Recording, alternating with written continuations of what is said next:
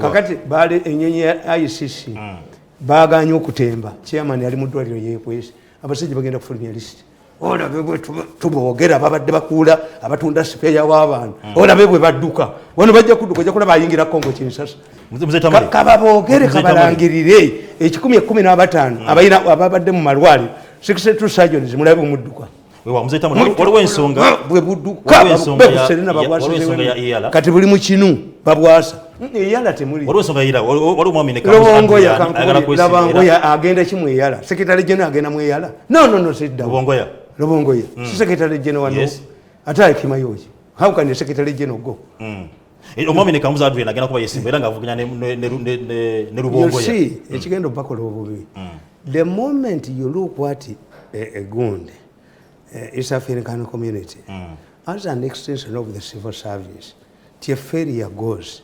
These are region. That's why Uganda gets deals. Who is the failure? Loses deals. Anti kuvolide. Nti mumutunurize Rwanda besindika. Ne Kenya besindika. Ne taifu ya moyabambide. Bagina ne bakwaniya n'abasajja ne barwanirayo. Nga barwanira abasajja abawana. Kuba bali abasajja be Kenya bagagga bali bagagga. Kati abakazi bano bagenda kubendako. Bakubi bamuziki barungi nnyo. If you are selecting a person to go to the African community, you are selecting an ambassador because your representative determines. This is why I tell you, where do you find a country? Ngomusajja yali first secretary revival amanya musika is rotting here. Where do you find a country? Ndi yali speaker wa East African Parliament asaba Museveni muri muziwa uno mulinza akolawo. This would be a training ground. After a regional body, you go to a continental. Okay. Ne mwe bwe bali bagala okubba sente bali takazibwe. Ne bamubira ko sente kasajja kako kadduka katekale n'omuntu wako ke kwese tulinda kuluza. So here we have a secretary general agenda wa chibina ngayisimbi ono. Agenda atwale yobusiru bwe abutimbawa. We give those people. We were nsonga tugivude asigale wana to organize his party. Okay. Nsonga tugivude ko mzee Tamale.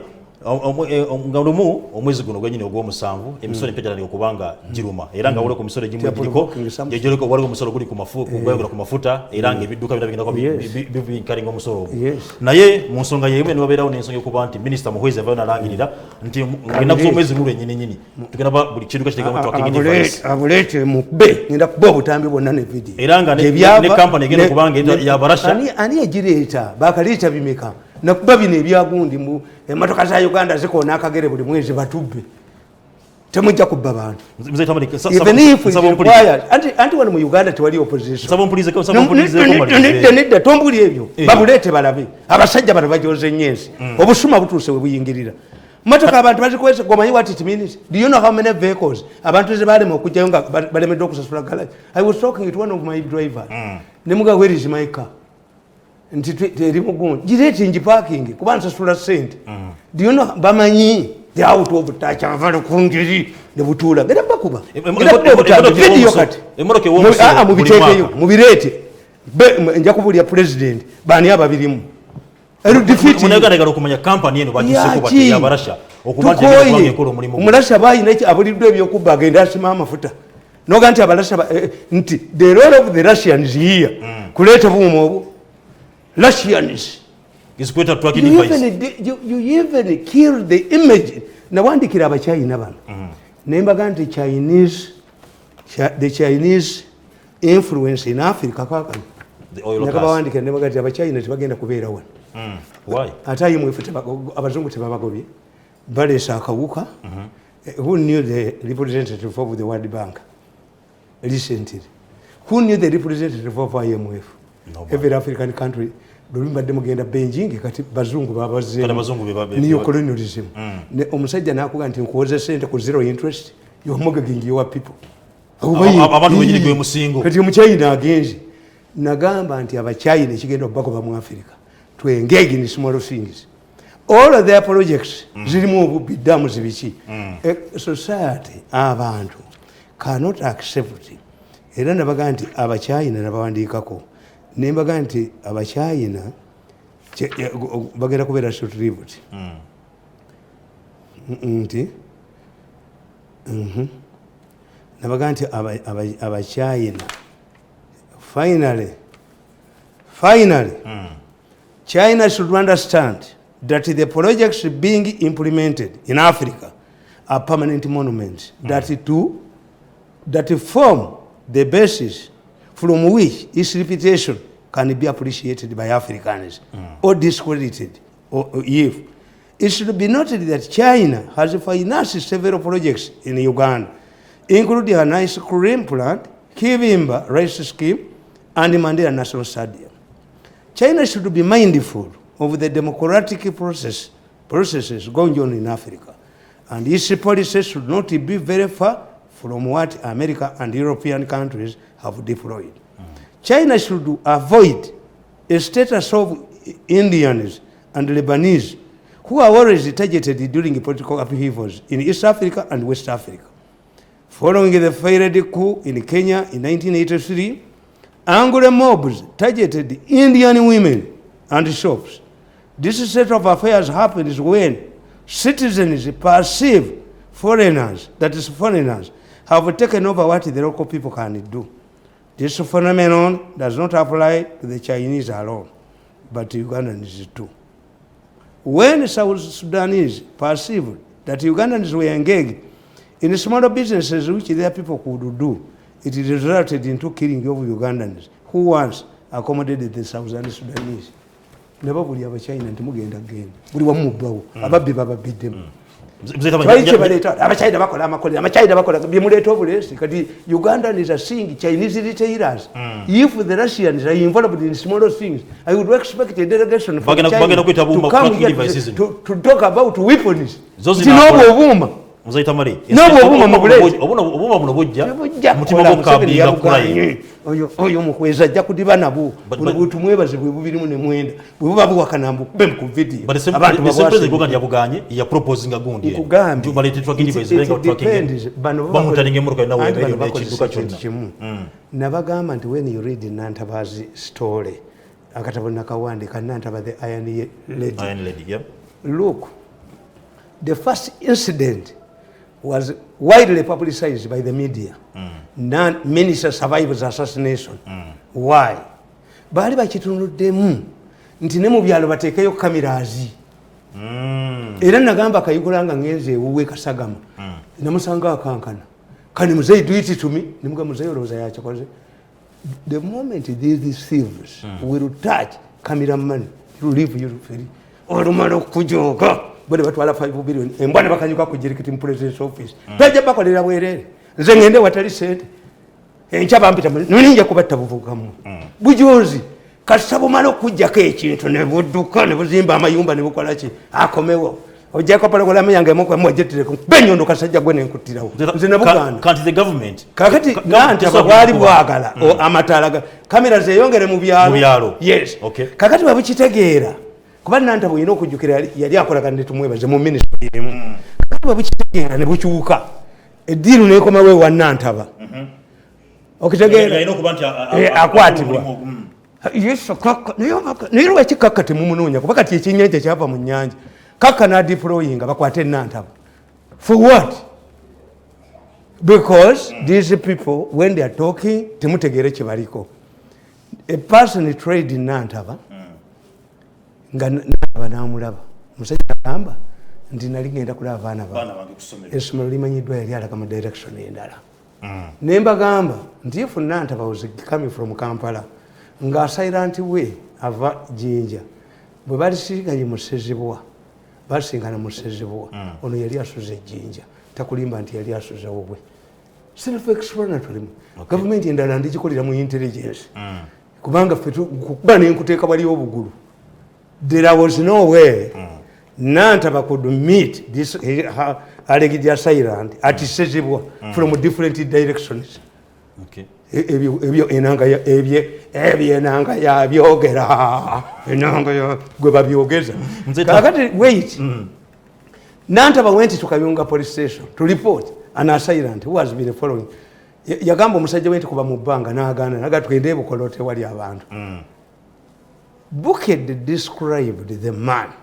Aina gloves, yadayambadde ebika yekapise, sinifa dogs ezimunonya mu kibira n'abula, era nga ayimbya amaje. that was the first stories. Yeah. Tuzina. Fete tuwerabira. Kakati what happened? Instead of the Kayunga police of following this alleged assailant, emotoka yavaawa yava Kawempe gye yatta oyo omusajja bamuyita Sali eyo kumpi wane kubanga how can you kill a witness? I write in my book Nantaba the Iron Red nti we have witnessed policemen dying in order to protect the suspect. Yes. How could a suspect be killed or at a patrol vehicle? Nabaga mulete simu mukwate. Oyo simu esali gye yakuba. Mundete mukwate. Mukwate yagikuba. I have the capacity. Kakati today nabagamba. Ono ye the Lion of Mogadishu ye yafudde. Era wemba denzija. Bulikana kwagamba kamera. Oyo yawunye. The Lion of Mogadishu. Banagana bukana kwagamba kamera sikola. Oyo ali kutaka. No. Banagana kwagamba kamera sikola. Yatulaze nti kamera zakoze. Lion of Mogadishu yagudde. Why? Nabagamba nti nakugambye ejoko Sunday. Nti when you study Al-Qaeda over terrorist groups, abasoma intelligence zina characteristics zazo. Yes. Kuba ziba zina accountability gizikola. Nti ekyo fe twakoze eki? Fe twakikoze. Baleka mu maka zaabwe. Nembaga nti look in Uganda the killers are the same. Why? There is an element of a woman. Nti omuwala wa Katumba Wamala yafiiriddemu. Kirumira bamutana omukazi. Abo babiri ab'omukazi. Abaana ba Mirindi be battira Makerere. Bakuba omukazi amasasi. Banne be yali agenda nabo. Mukufaka wesi mwalimu era issue y'omukazi. Omukazi who featured prominently. Ababukedde gwe bagana mufunyisa olubuto ate nga ali under house arrest. Yes. Kakati ekyo kiki. Ate bwe baali bamutwala mu ddwaliro. Abayiso bakuba omusirikale amukuuma essasi. Bali bagala kutta mukazi to kill evidence. Okay. Kakati that's one. An element of a woman features prominently. Two. An element of local defense features prominently. Eyatta mukachingi wa local defense. Eyatta eyali agobannanta ba local defense essali. Local defense. Eyatta gundi omusajja bamuyitane. Omusajja ono president we yali kyako Wembole. Era manager yakuba mbu abadda atunda amafuta nabba abasomali. Omusajja bamuyitane oyo president yali invudde mu mutwe. Yes. The local defense man. Bali bamusasudde sente n'agenda nazeeka bamulinda ku machanga ate naye yazikuweesa. Musubire kwe kuleeta gundi. Kwe kuleeta ki? Wembole. Kakati that's the local defense. Mujjukira omusajja gwe bayita Dick. Dick yali mu Ebonies. Local defense. A woman, local defense. The third element, they kill the major suspect.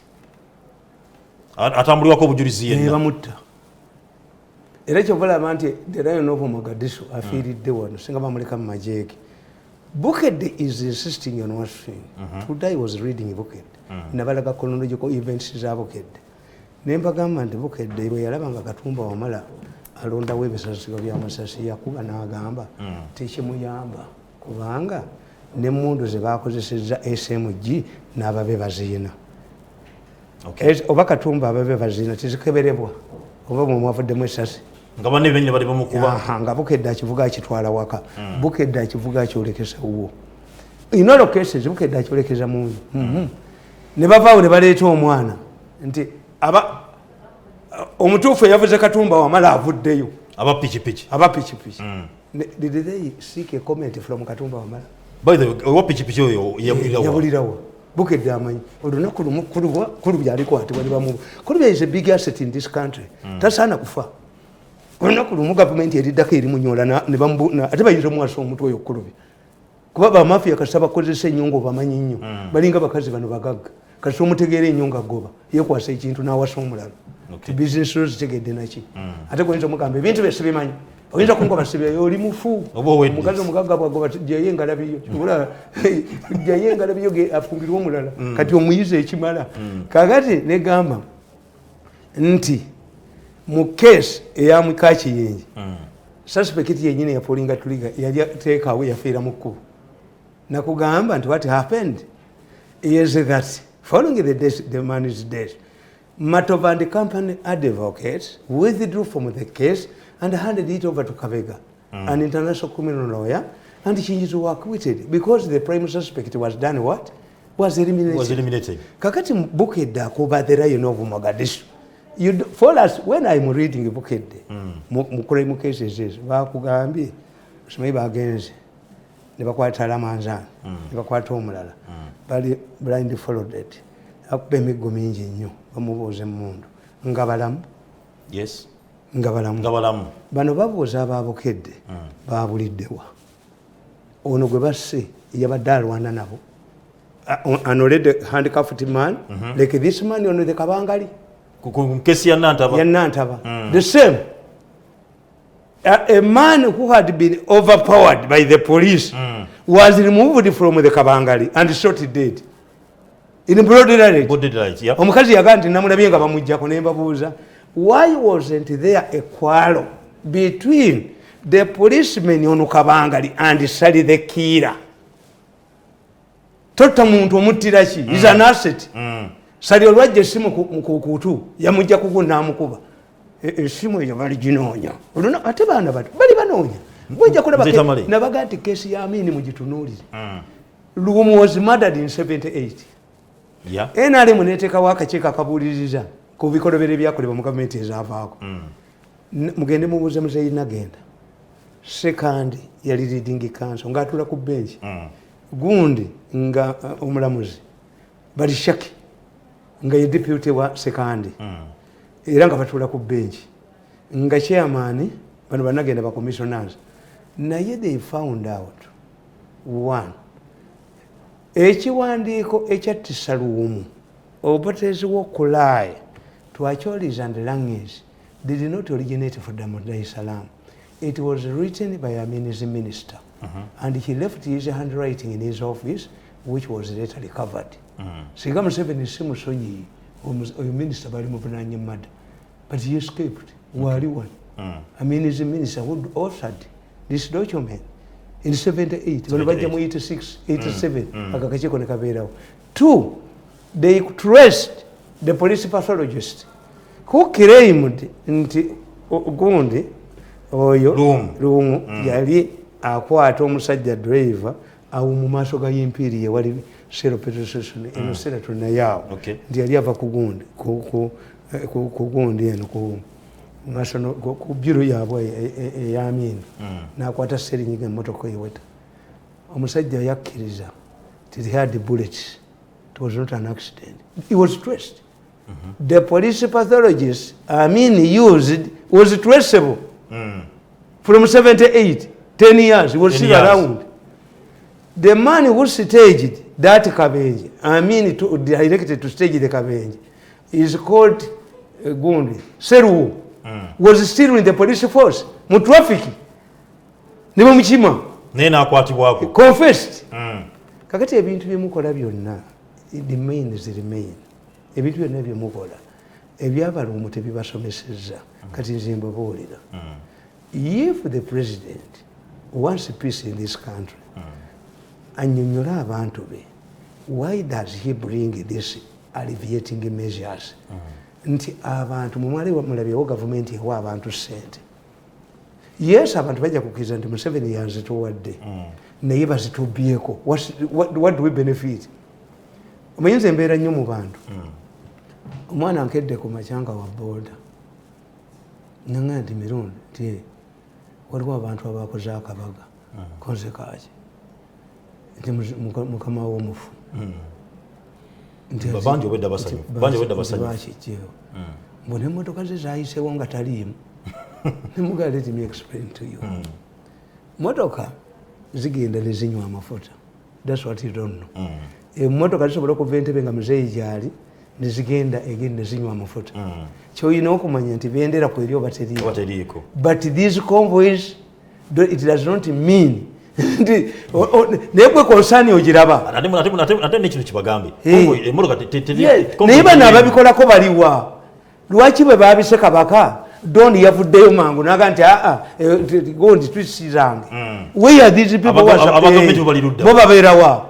How can you fail to trace somebody who is creating a stampede in a country? Tude ku nsonga ya Paul Lokech. Akiti gye yakoze tekina kubanga solvinga mada ya Jeno Katumba amala.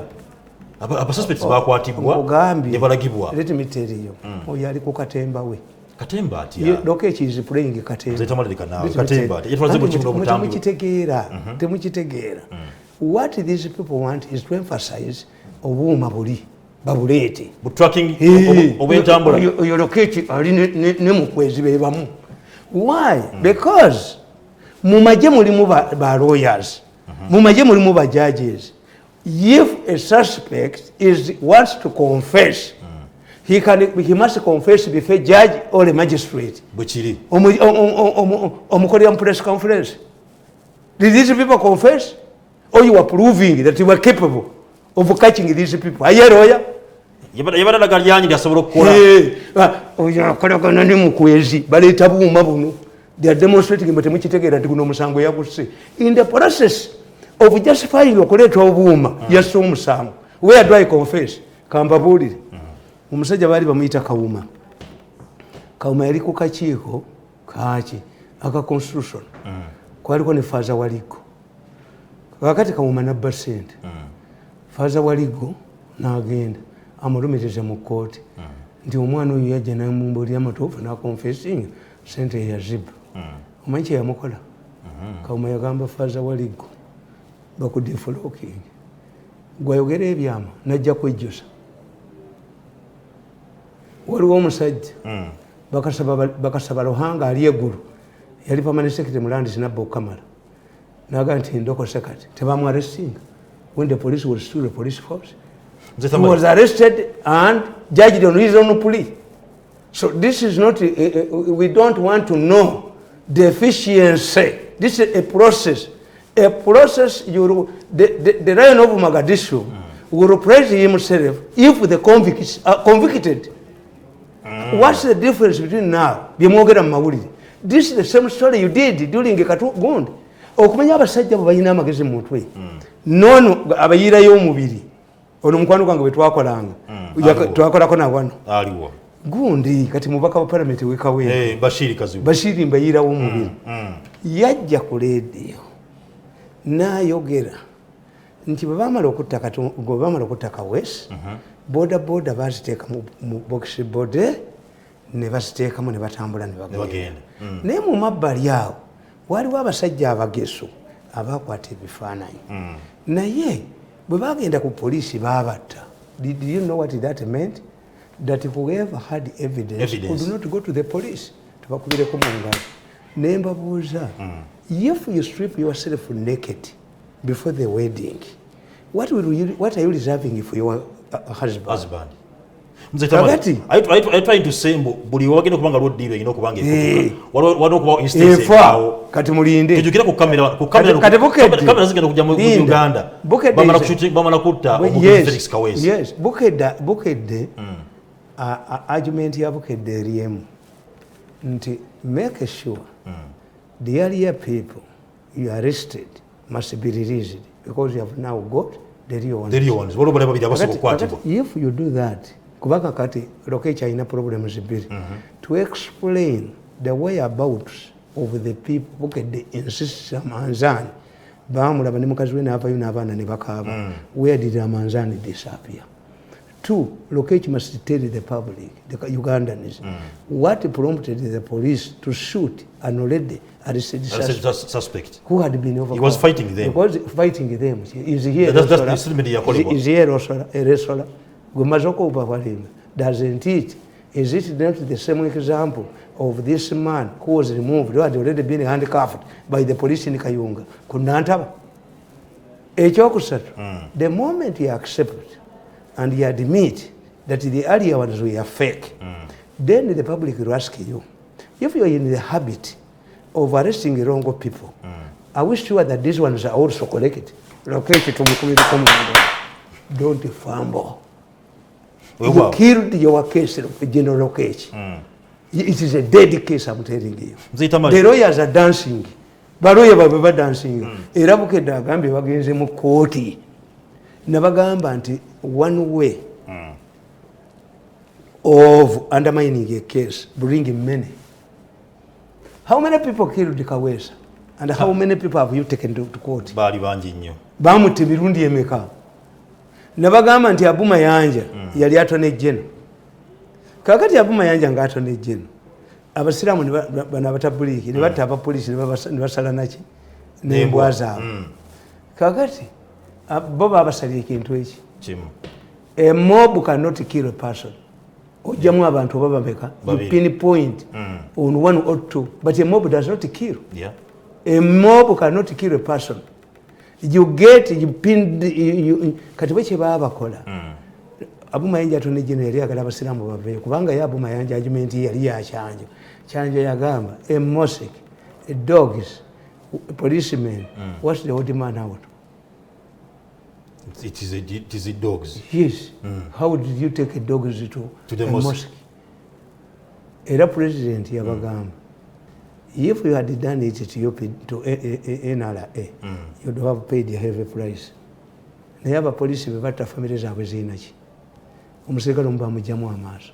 Naye babasalira ebintu ebyo bibiri. One, babajjangako emitwalo 5. Tayimuzi 400 bafunanga ssente emeka every 14 days. Ne bagula baloya ne bagula poliisi ne babata. Gwelooza bwe ntambula ne hama n'accident ndi musiru.